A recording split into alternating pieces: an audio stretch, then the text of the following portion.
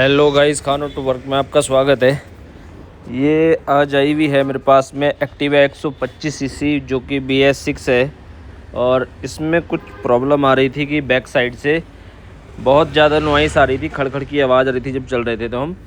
तो इसकी जब हमने सीट खोल के देखी तो इसमें जो बॉडी के बुश लगते हैं रबड़ के, ये वाले जो कि इसमें नहीं थे, भाई साहब ने कहीं सर्विस कराई होगी या कहीं खुलाया होगा ऐसे, तो वहाँ पे बंदे ने लगाए नहीं या गिर गए खुलते खुलते, कुछ भी हो सकता है इसमें। तो इसकी ये चीज़ इसकी नॉइज़ थी। और एक्टिवा BS6 में ज़्यादातर बैक साइड से आवाज़ आने की प्रॉब्लम आती है, तो एक बार अपने ये वाले बुश ज़रूर चेक करा लें, बॉडी के बुश। तो अब मैंने प्रॉपर तरीके से फिट कर दिए और ये देख सकते हैं नॉइज़ ख़त्म हो चुकी है।